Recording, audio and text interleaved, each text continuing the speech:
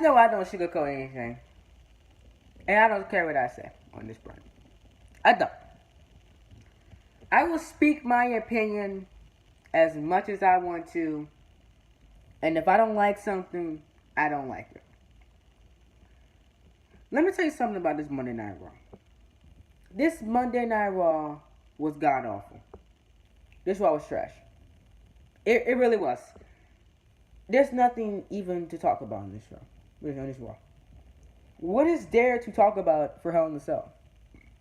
You know, besides Braun Strowman and Roman Reigns, a match that WWE is forcing down our throats, is forcing us to like the Shield and trying to get the Shield over with.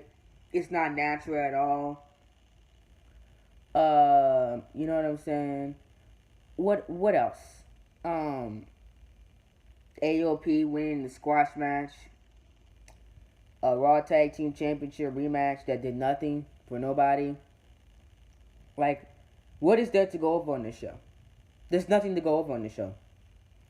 This is how you do a go-home show with spots that we seen from last week, matches that we seen from last week, matches that we seen from, what is it? Matches that we seen from Backlash, matches that we seen from SummerSlam, over and over again, repetitiveness. This is your go home show, WWE. Terrible. It's absolutely garbage. It really was. There's nothing redeeming quality about Monday Night Raw. Monday Night Raw is the worst brand in WWE. Don't at me. SmackDown Live is the best main roster brand. NXT is the best brand in WWE. It's that simple. Raw is the third best brand in WWE. I'll even put 205 Live over Monday Night Raw. Monday Night Raw is the fourth brand in WWE that you should go to.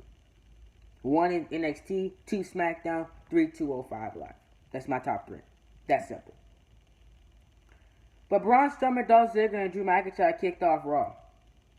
Okay. A week after pertaining assault that left the Shield lying to close out Raw, Braun Strowman and the Raw Tag Team Champion Drew McIntyre also kicked off Monday Night Show. They were followed by discussion by the heel roster. We told you so. Ziggler bragged at the top of the promo, taunting the success of the trio at the end of last week's broadcast. McIntyre threw to a video package recapping last week's show. Roman, you have your hounds of justice. I have my dogs of war, Strowman said, letting out an evil laugh.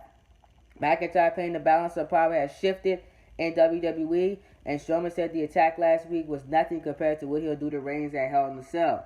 The Shield music played and the babyfaces hit the ring, taking the fight to the heels surrounding the ring area. Grabbing clubs, they cleared the arena and stood tall to sit in the ring before staring McIntyre, Ziggler, and Strowman down to close out the segment. The entirety of his promo was rendered meaningless. The minute the Shield hit the ring and beat the hell out of everybody, out of every heel on the Raw roster, everyone from Kevin Owens, Jinder Mahal to Elias, was done a tremendous disservice here. It really was. Once the Shield hit the ring, it was meaningless. Wasn't they arrested last week, or they wasn't arrested now? What's going on? The lackeys for Strowman, Ziggler, and McIntyre and worse punching bags for the Shield. A babyface is as good as their villain, and unfortunately the heels of Raw have zero credibility because the nonsense of booking like this. It's just factual. It was horrendous booking that benefits no one other than the otherwise bulletproof Ambrose, Rollins, and Reigns. Not the promising way to kick off this show. It really wasn't. A terrible way to kick off this show. But luckily we got something decent, you can say.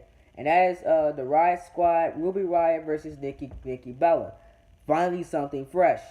After the Riot Squad vandalized the Breton locker room early in the day, Nikki Bella battled Ruby Riott in the same competition Monday night. Riott controlled the match early until a frustrated Bella flared off a fury of rights and left heading into the commercial break. During the timeout, Riott regained control of the match. Bella cut her off with a thunderous spinebuster. Riott capitalized on a momentary distraction from Sarah Logan and Liv Morgan, but Bella still kicked out at 2. Brie would prevent Morgan from getting involved, and Bella delivered the Rack Attack 2.0 to score the victory on Riott. This match itself was fine for what it was, but the outcome was predictable. It did nothing to help anyone but the already established act. I really wish Ruby Riott would have won this match. I mean, it would have been an amazing win for Ruby Riott. Riott could have he used the heat and become and that comes from beating a popular fan favorite such as Bella, but as has become the case with the current WWE product, management is more interested in putting emphasis on babyfaces while weakening the opposition to the point that beating them means nothing. It's that simple. Great match, but predictable ending. I really wish Ruby Riott would have won this match. Just that simple. AOP versus Ronnie Ace and Nathan Bradley. This was just a squash match here. Did nothing for nobody. Y'all remember when the time when AOP squashed that one team, and another time they squashed another team? How about the time they had a real honest to goodness robbery that furthered their careers, resulting in character development of some sort? Any sort? If you said yes to no 3, you're a liar. AOP is that dominant team management has no idea how to use them. And it hurts with every passing week. The contributions to the show are meaningless and will continue being that way until WWE creator does something of note with them. Giving them a new possibilities is not it. I've been saying this for weeks. Even people have not talking about this. Drake Maverick is not going to benefit all the Authors of Pain. They should have been with somebody else. They need character development. Beating rookies and having squash matches is not benefiting them with a character. They had character in NXT. They had development in NXT. But on the main roster, they don't know how to use them. And they're wasting AOP. Like we knew they were going to do. That's why I was scared when they went to Monday Night Raw, because Raw Creative does not know how to book tag team wrestling. It's just that simple. Then, one of the best things of the night. Triple H addresses the WWE Universe. Triple H followed up last week's showdown between Undertaker and Shawn Michaels with a promo in which he jokingly discussed the Phenom being so rattled by HBK's comments that he made an appearance. This is kind of funny because you notice that Taker did not show up not one time during the John Cena build, but he showed up against Shawn Michaels. Maybe he was rattled. You never know. I'm just saying. Maybe Triple H has a point. He followed up by saying Undertaker's comments about Michaels made him mad because he felt the dead man had lost respect for HBK, for him, for himself. Triple H came to restrict Orr and Mystique went away with every one of their awards until that they had left was a reputation.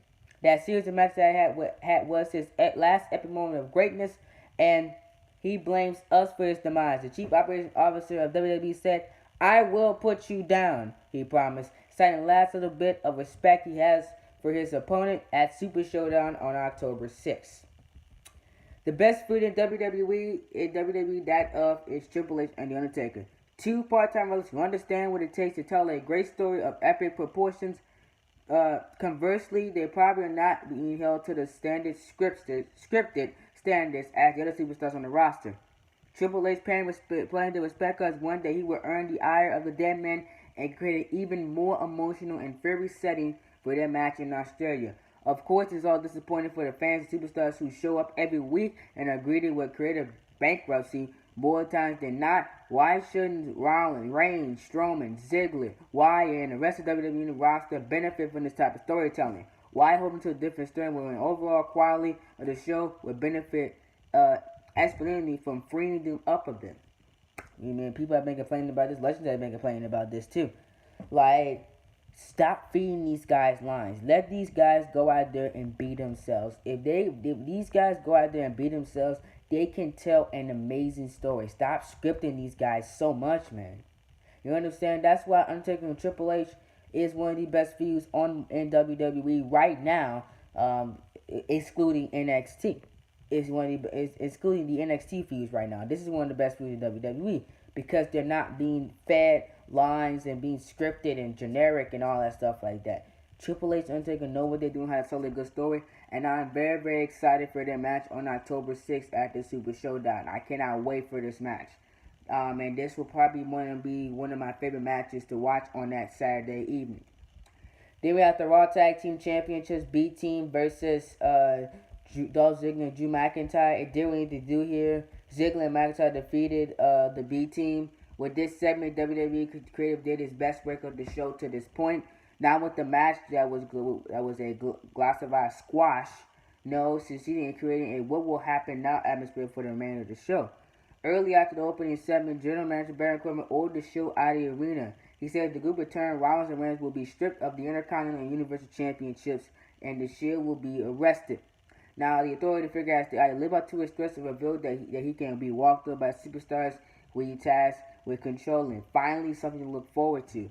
This was probably one of the most intriguing parts of the show when Baron Corbin said that. Baron Corbin actually said something of common sense and of decency on this show, which I'm very glad about, and I was very, very intrigued with that statement. Now, did he follow through on it? No, he did not, because the Shield, Roman Reigns still got the Universal Championship, and Rollins still got the IC title, but it created some suspense for the main event, which I'm very, very, very not good.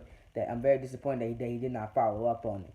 Then we had Triple H. Then we had Kevin Owens versus Tyler Breeze. After the match, this is basically a squash match here. Kevin Owens made quick work of Breeze here.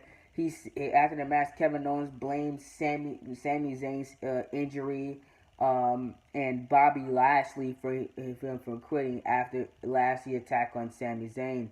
Anchory, agony, destruction, and it's all Bobby Lashley fault, Orban said, describing the Kevin Owens show going forward.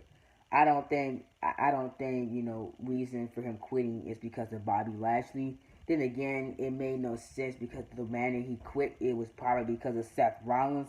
I would have told that story. If I was WWE, I would have said the reason why I quit was because of Seth Rollins. I needed a week to get myself together and say that I'm going after that Intercontinental Championship. The IC title's mine. You know what I'm saying? I would have kept Kevin Owens in the Intercontinental Championship hunt. But WWE is starting this feud with Bobby Lashley that nobody cares about. You know what I'm saying? I'm pretty sure you guys don't care about the feud with Lashley, and I don't care about the feud with Lashley. So, again, it's probably a complete waste of everybody's time. Just my opinion on it. Then we had Bobby Roode and Chad Gable versus The Ascension. Once again. Didn't we see this last week? I mean, like, you're doing a good job, probably setting up a heel turn. I hope it's Bobby Roode with this Roode and Gable pairing. But you're not making them look credible, WWE. Because we just seen Gable and Roode beat The Ascension last week, and they did it again. I told you this. Raw cannot book tag team wrestling. They're lazy. The match in a controversial fashion last week, they pinned them fair and square. Why are we getting this match again? I have no idea. We had 2 rematches from last week on this show already to this point. Garbage. Then we had Ronda Rousey, Natalya versus Alexa Bliss and Mickie James. I really, really enjoyed this tag team match. This is a great way to set up Hell in a Cell, and I really, really enjoyed it. One of my favorite tag team matches of the night. Rousey and Natalya defeated Bliss and Mickie James here. This basically set up Ronda Rousey and Alexa Bliss perfectly for Hell in a Cell, and I can't wait to see what WWE does that, especially with Ronda Rousey selling an injury. Now WWE has an excuse to make this match go more than 5 minutes because Ronda has injured ribs per storyline. So I am looking forward to seeing this. And by the way, guys, this was in New Orleans. I wish I would have known because I probably could have went to this Monday Night Raw, but I'm glad I didn't because this show was terrible and very, very political. I'm glad I did not go to this Monday Night Raw in New Orleans. I'm very glad I didn't. Because this was in New Orleans. I could have went to this Raw. On a night in which Raw emanated from the Bayou, aka New Orleans, the home of WrestleMania 30 and 34. Because we got 2 WrestleManias we got home to. Because we lit. Elias claimed to have perfected jazz, strumming his guitar and even earning a round of applause from the audience. He turned the tide, getting heat for mentioning the New Orleans Saints lost to the Tampa Bay Buccaneers Sunday afternoon in a very, very defensive-less game. That was all offense in that game. By the way, I watched the game. Very, very awesome game, but unfortunately the Saints lost. Mick Foley and opportunities though to celebrate the 20th anniversary of infamous Hell in a Cell match with The Undertaker at King of the Ring 1998. Elias revealed that he watched that night in Pittsburgh as Undertaker beat, mangled, and brutalized Foley in the match. Hardcore later took the subject of his words and revealed the emotion and history that surrounded the hardest and most damaging match of his career. It all culminated in Foley announced that he would be the special guest referee for Roman Reigns versus Braun Strowman inside Hell in a Cell. And after Foley announced that, he said that Balor opponent for the night will be Finn Balor, because you know Foley was the general manager of Raw, and he made one match, and that was Elias versus Finn Balor. Short, sweet, and to the point. I like it like that. Very quickly, it got what we needed to do done, and we got on to the next segment. My thoughts on Foley being the best referee. I predict that this will all be a ploy to maybe get Braun Strowman to lose this match for Reigns to retain, but I would not be surprised any otherwise. And also, they need something else to distract. They need something else to distract your boy Roman Reigns for getting booed in this match, and Mick Foley is the perfect candidate for that. Finn Balor versus Elias here. Balor beat Elias here. Elias beat the victory, but this was nothing inherently wrong with the match, but it was largely meaningless in my opinion, because these guys have nothing else to do, and then they're not filled into Hell in a Cell plan, so it was meaningless to me. Braun Strowman versus Roman Reigns brawl, nothing special. You've seen the Braun Strowman brawl and Roman Reigns brawl. You've seen everything here. It's just I just don't care, man. I really don't. They do it for Roman Reigns. That's all it was, man. They do it for Roman, and this Shield thing is just getting on my last nerves, man. I want it to end. I really do. Dean Ambrose, can you turn heel fast enough, man? Because they're really making me hate you and Seth Rollins with the force and garbage down our throat. Overall, Raw was terrible. I give it a 4 out of 10. Maybe if that 3.5 out of 10. I changed my mind. 3.5 out of 10 3.5 out of 10. Let me know what you guys think about it. Thank you guys for an amazing weekend. You guys have not checked out any videos on the channel. Make sure you guys go check them out. Really appreciate all the support. Thank you so much for joining me. Hit that like button, hit that red button, turn on post notifications, and I'm talk to you guys in the next video for SmackDown Live review tomorrow. I'm out of here, guys. Peace out.